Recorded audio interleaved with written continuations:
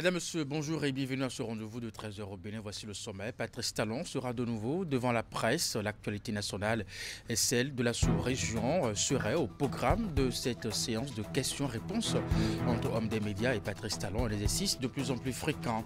Le troisième d'une série en 2 mois après l'entretien accordé à la radio nationale en fin décembre sur l'actualité politique et l'entrevue avec les confrères de la presse internationale le 17 janvier au lendemain des Vodun Days.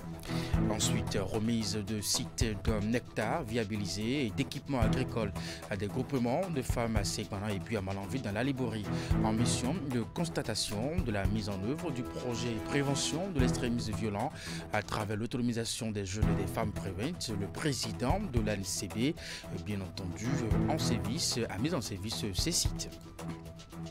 Et puis enfin la 34e édition de la Coupe d'Afrique des Nations aborde ce mercredi l'étape des demi-finales. Les 4 nations encore en compétition pour la succession du Sénégal disputent 2 places en finale. À 21h, la seconde affiche des demi-finales va opposer la Côte d'Ivoire, pays hôte à la République démocratique du Congo. Voilà pour vous le sommaire de cette édition. À nouveau bonjour et bienvenue si vous nous rejoignez. Le chef de l'État, Patrice Talon, échange avec les hommes des médias ce jeudi. L'annonce est faite dans la presse depuis hier. L'actualité nationale et celle de la sous-région sera au programme de cette séance de questions-réponses entre hommes des médias et Patrice Talon, un exercice de plus en plus fréquent avec la presse nationale et puis internationale. Par ces temps, c'est la première sortie médiatique du président de la République depuis le dépôt de la proposition de loi portant révision de la Constitution au bureau de l'Assemblée nationale. L'actualité dans la sous-région est aussi fortement marquée par le report de la présidentielle au Sénégal avec les conséquences politiques majeures. L'exercice demain sera le 3e d'une série en 2 mois après l'entretien accordé à la radio nationale en fin du mois de décembre sur l'actualité politique et l'entrevue avec les confrères de la presse internationale le 17 janvier au lendemain des Vodun Days. Le maire Luc Setondia Trokpo, président de l'Association nationale des communes du Bénin, était dans les communes de Segbana et de Malanville.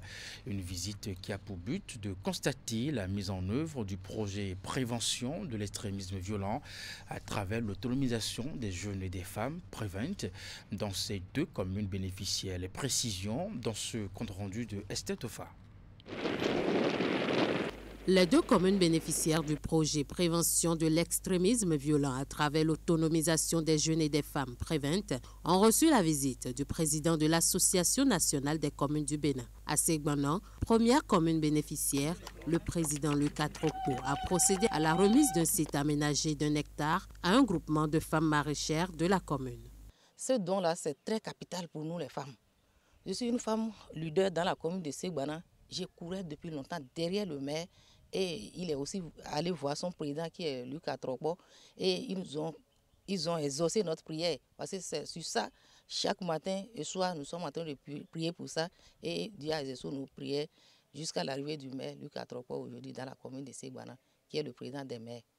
C'est pour vraiment, au nom de la population, vous remercier. Je l'avais déjà dit avant votre arrivée, pendant qu'on parlait de ce projet, que c'est nous, notre projet, nous les maires. C'est porté par notre association. Clôturé et doté d'un forage ainsi que d'un système d'énergie solaire, ce site va permettre aux femmes de travailler dans de meilleures conditions. Les femmes ont également reçu un kit composé de brouettes, arrosoirs, pelles, bottes et autres dans le cadre de leur activité. Les femmes doivent remercier une personne, c'est le maire et son conseil. Parce que rien ne se fait sur un territoire sans la volonté des élus du territoire. Sans le dynamisme des élus du territoire. Et si aujourd'hui on est ici à Segbana, c'est parce que le maire et les conseillers ont voulu que nous soyons là. C'est parce qu'ils ont travaillé pour ça. À Malanville, 2e ville bénéficiaire, Lucas Trokpo a constaté les travaux de finition du site d'1 hectare aménagé par l'ANCB au profit d'un groupement de 50 femmes maraîchères de la localité. Je crois que ça va encourager et ça va amener encore à chercher plus de moyens, à mobiliser plus de ressources pour de nouveaux projets parce que sur la dizaine donc, de groupements de femmes, c'est ce groupement-là disons, qui vient de bénéficier Et ça fait donc l'engouement pour les autres groupements qui n'en ont pas encore eu. Je voudrais dire aux bénéficiaires de faire en sorte que lorsque nous allons revenir ici dans les mois à venir, nous soyons fiers de ce qui a été fait. Le maire a déjà joué sa partition, les conseillers ont joué leur partition. Maintenant, c'est à vous, bénéficiaires, de jouer votre partition. Les sites aménagés sont dotés d'un certain confort pour faciliter la productivité des femmes. Il s'agit entre autres de châteaux d'eau de 5 mètres alimentés par un système photovoltaïque, un groupe électrogène, deux latrines à lafia, un magasin de 9 mètres carrés et une véranda de réunion. Et sur le même sujet, formation sur la prévention de l'extrémisme violent, de la radicalisation, du terrorisme et de la prolifération des armes légères au Sahel et dans les pays côtiers d'Afrique de l'Ouest. C'est une formation co-organisée par le Centre international Kofi Annan de formation au maintien de la paix et le gouvernement du Bénin.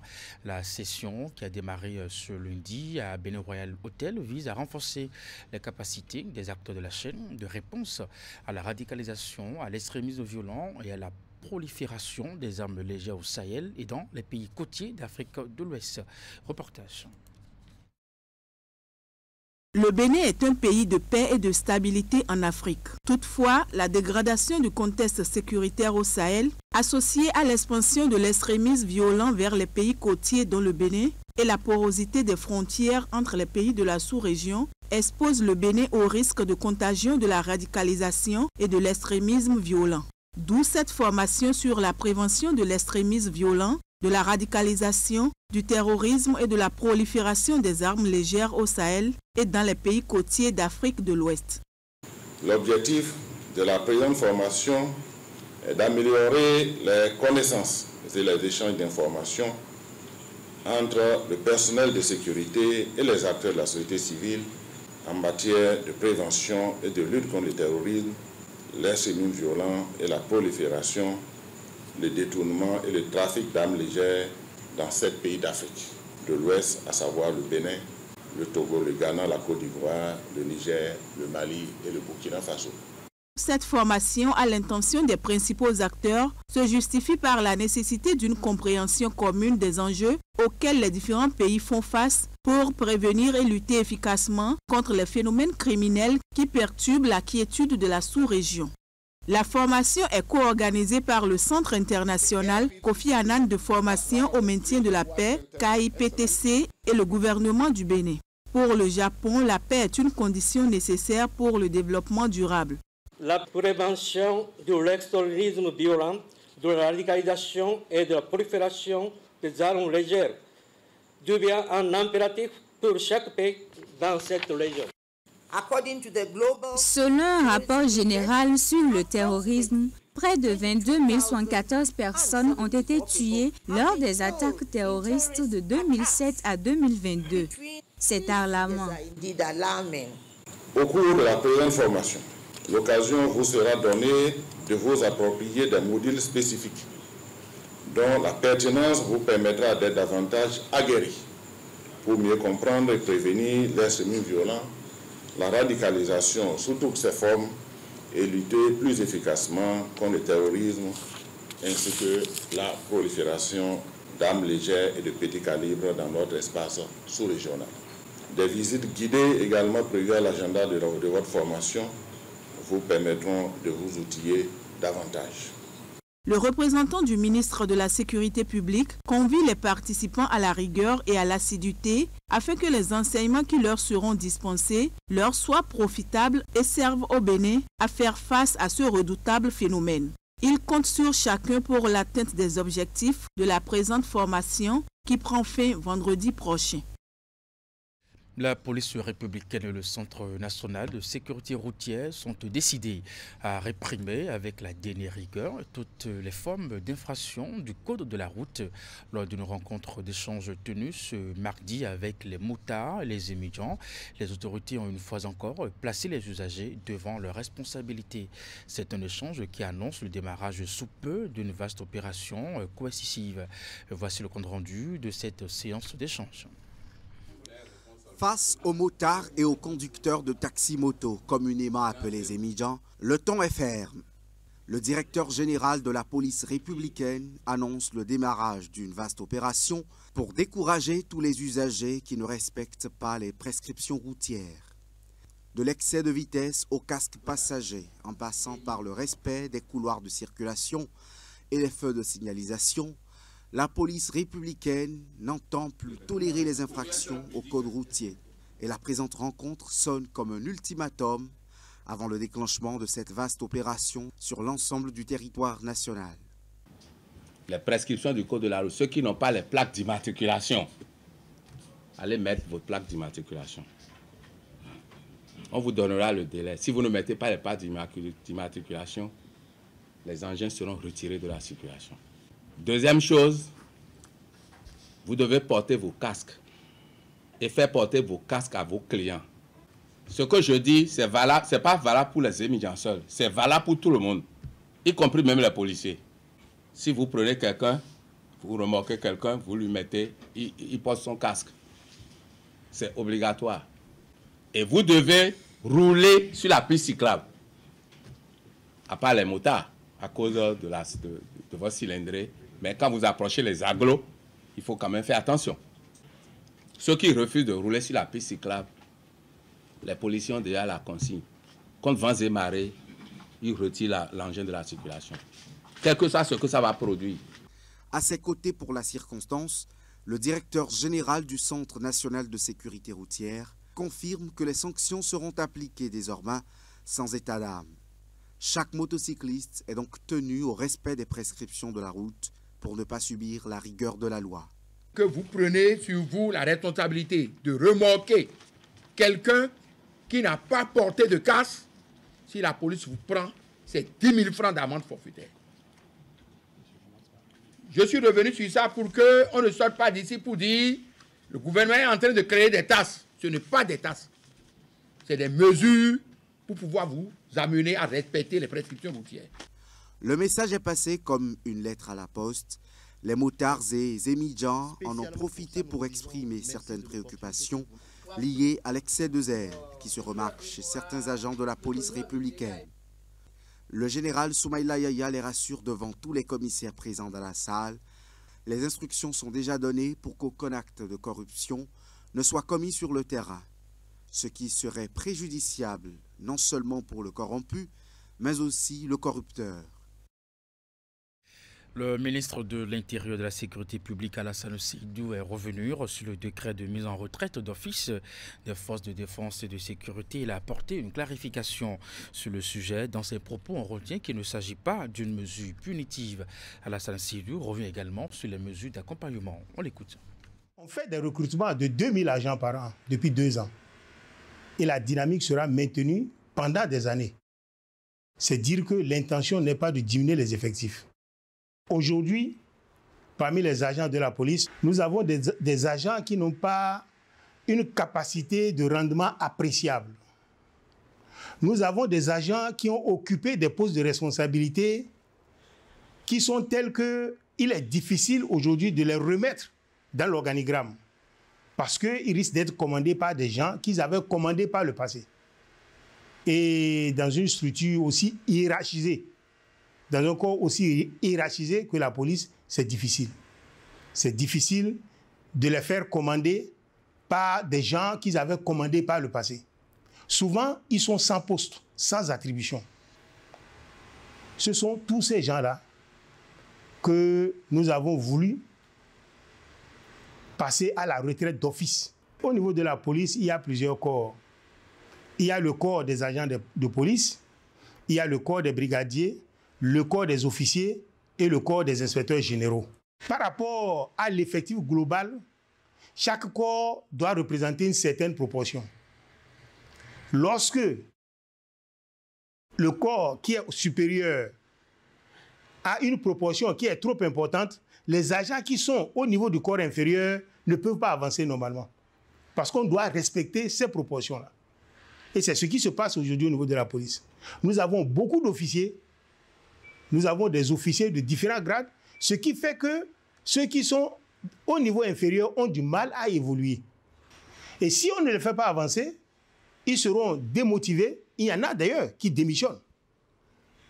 Or, nous avons besoin d'eux pour moderniser la police. Le gouvernement ne peut pas laisser les agents aller à la retraite sans mesure d'accompagnement. Donc, des mesures ont été prises. La première mesure, c'est que lorsque vous êtes admis à la retraite d'office, la pension que vous percevez, c'est exactement la pension que vous devriez percevoir si vous aviez eu une carrière qui s'est déroulée normalement jusqu'à la fin. En dehors de cela, au cours de l'an 1 de la retraite d'office, de la mise à la retraite d'office, vous avez une allocation mensuelle compensatrice qui représente la différence entre votre pension et votre dernier salaire, sans les primes et les indemnités. Étant entendu que ce n'est pas une mesure punitive, c'est une mesure qui a été prise pour améliorer la compétence et l'efficience de la police. Dans la suite de cette édition, un nouveau type de toilette pour résoudre les problèmes de santé publique liés à la défécation à l'air libre dans la commune de Savalou. Il s'agit des toilettes sèches. Ce sont des toilettes écologiques. Elles ne nécessitent pas de l'eau, pas du tout, et sont adaptées aux localités qui souffrent de pénurie d'eau. Le plus ingénieux dans ces toilettes est que les matières déposées sont transformées en fertilisants pour les terres afin de booster l'agriculture. Voici les images. Tintin Yatonji vient de se soulager avec la modique somme de 25 francs CFA. Comme lui, les populations de Gbafo, l'un des quartiers de Savalou, sont aujourd'hui fiers d'expérimenter les latrines sèches construites pour améliorer leurs conditions de vie et d'hygiène. Les gens viennent, ils font leurs besoins, ils mettent de la cendre dessus ou de la sciure, il y a les deux qui sont intéressants, et ils mettent dessus, donc dans la partie de l'entrée un peu plus grande. Et puis l'autre partie reçoit l'urine et qui descend donc dans une cuvette qui est juste à côté. De la même manière, les fesses, puisqu'on met de la cendre et de la sciure à chaque fois, quand on a fini que c'est plein, on change de bloc, on va dans d'autres blocs et on le laisse pendant 6 mois à peu près. Et au bout de 6 mois, c'est prêt à être utilisé parce que ça devient de la poudre. L'initiative de ces toilettes sèches est portée par l'association de développement de la commune de Savalou. Le projet reçoit l'onction et le financement du Rotary Club Paris à venir. C'est un projet que nous avons lancé avec notre club il y a plusieurs années, qui a été d'ailleurs officiellement lancé quand j'étais présidente il y a à peu près 3 ou 4 ans. Et nous avons fait un premier projet pilote et l'idée c'est d'accompagner sur la durée. On a trouvé que cette sollicitation de Conrad Baguidi pour résoudre un problème de santé publique à Savalou était quelque chose qui nous touchait beaucoup et on y a passé beaucoup de temps mais aussi beaucoup de cœur. À l'instar de celle-ci, plusieurs autres toilettes sèches sont en construction dans la commune de Savalou. Un partenariat avec la mairie qui met gracieusement à disposition l'espace public pour la réalisation du projet. Ce n'est pas Savalou seul, un peu partout, vous verrez les toilettes qui sont construites, mais 1 an, 2 ans après ne servent plus à rien. Parce qu'il n'y a personne pour les entretenir. Mais ici, nous avons apporté l'innovation où il ne s'agira pas seulement de construire, mais mettre en place un dispositif pour s'assurer de l'utilisation judicieuse de cette infrastructure. L'image, c'est que ce soit des choses qui durent dans le temps. Voilà. Et nous, ce qu'on fait différemment aux latrines qui ont été réalisées, c'est qu'on met en place des gardiens qui soignent un petit peu les toilettes, qui passent derrière chaque personne qui les utilise, qui fait un nettoyage. On fait aussi, nous, une petite surveillance par l'intermédiaire de la DCS et on vient justement d'embaucher en plus une personne qui va lui suivre en permanence toutes les toilettes. Ce type de latrine est un projet innovant qui résout 3 problèmes majeurs dans la commune de Savalou en proie à la défécation à l'air libre, mais aussi à la pénurie d'eau. C'est un projet novateur et la commune de Savalou peut être fière d'en être la pionnière.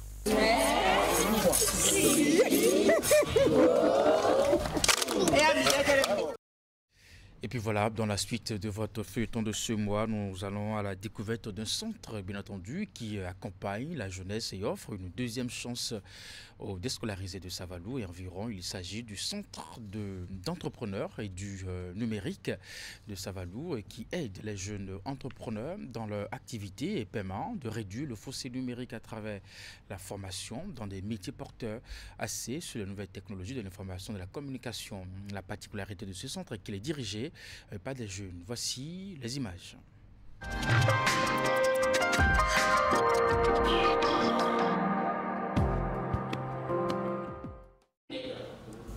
Assise devant son ordinateur, cette jeune femme vient renforcer ses compétences dans l'entrepreneuriat.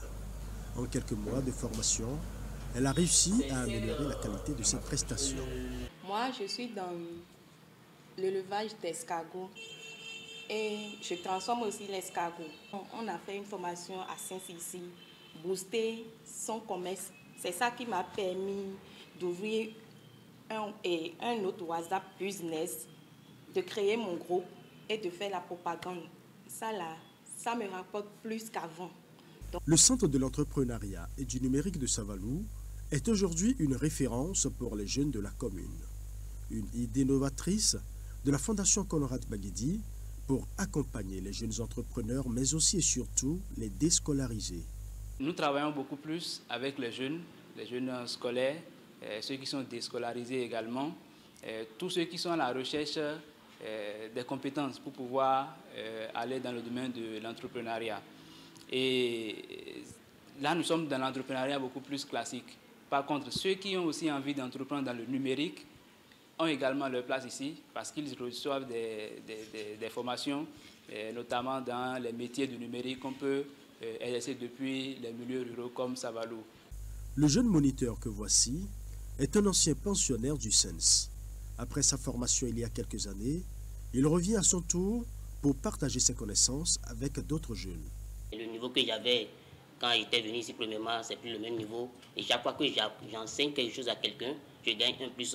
Chaque fois que je partage mes connaissances, il y a toujours un surplus que j'obtiens toujours. Puisque quoi, les apprenants qui sont venus, ils vont partager des idées, ils vont poser des questions et qui va t'amener à aussi faire des recherches. Si je suis coincé quelque part, je me réfère à mon formateur ou bien au superviseur. Ici, formateurs et apprenants se côtoient en parfaite harmonie, sans complexe. Plusieurs modules de formation sont proposés aux jeunes, aux porteurs de projets et aux déscolarisés qui veulent s'offrir une deuxième chance de réussite. Si c'était des gens plus âgés que nous, on a plus de difficultés à leur parler, à poser nos problèmes. Maintenant, ici, on ne fait pas, non, je suis le professeur, je suis votre formateur, je suis au-dessus de vous, vous ne pouvez pas venir vers moi pour me demander ci ou ça. Non, il n'y a pas ça. C'est vrai, l'apprenant va te dire des mots qui ne vont pas vraiment te plaire, mais tu es obligé d'assimiler et c'est à toi de l'amener à la raison. Bien qu'encore peu connu du grand public, le Centre de l'entrepreneuriat et du numérique de Savalou se donne pour mission de révéler et d'éclore le potentiel de la jeunesse de Savalou et environ. Au-delà de la formation, c'est aussi un espace récréatif et de partage d'idées entre les jeunes.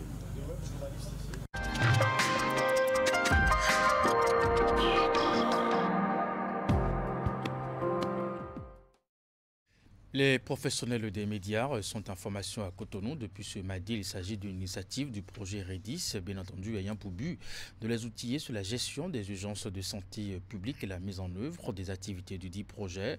Le point de la cérémonie d'ouverture avec Hugues Vingbe, Moufis Sagoura. Associer les hommes des médias, toutes catégories confondues, à la gestion des épidémies au Bénin. C'est la vision derrière cet atelier organisé par le projet REDIS. L'activité consiste à renforcer les capacités de ces acteurs sur la gestion des urgences de santé publique et la mise en œuvre des activités du projet. C'est surtout pour renforcer votre capacité sur le rôle que vous aurez à jouer en cas d'épidémie au Bénin, en cas de crise sanitaire. C'est surtout vous outiller afin que vous puissiez donner en temps réel ou partager en temps réel des informations vraies, vérifiées pour accompagner réellement tout l'arsenal mis en place aujourd'hui pour faire face aux épidémies. Les journalistes en santé et les animateurs d'émissions en santé sont les relais essentiels pour informer le public sur les mesures préventives, les signes d'alerte précoce et les actions à entreprendre, contribuant ainsi à renforcer la préparation et la réaction de la communauté en cas de crise sanitaire. L'intérêt de cette double formation des professionnels des médias réside également dans la vulgarisation du projet Rédissé, une initiative du gouvernement béninois financée par la Banque mondiale. L'impact du projet, d'abord, c'est d'informer que le projet Rédissé qui vise à ce que les populations soient informées de ce que le projet fait, le gouvernement béninois fait à travers ce projet, mais aussi permettre que le projet intervient dans tel ou tel secteur d'activité, santé humaine, santé environnementale et santé animale aussi. L'agenda concocté pour l'occasion est riche de plusieurs activités, dont la diffusion d'un film documentaire sur la capitalisation des acquis du projet Rédissé, la présentation de 5 différentes communications et des visites de terrain.